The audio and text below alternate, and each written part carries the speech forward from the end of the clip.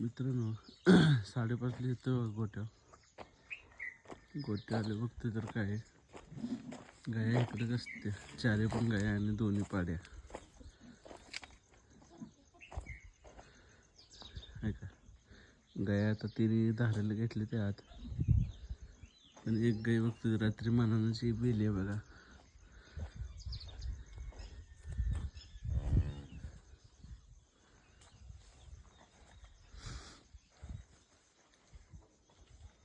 हे मुक्त गोट्यात असले का असं असतं बघा.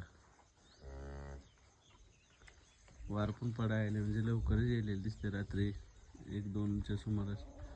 महत्वाचं पॅक गोटा असल्यामुळे कुत्र्या बित्र्याला कोणाचं काही सुद्धा प्रॉब्लेम नाही.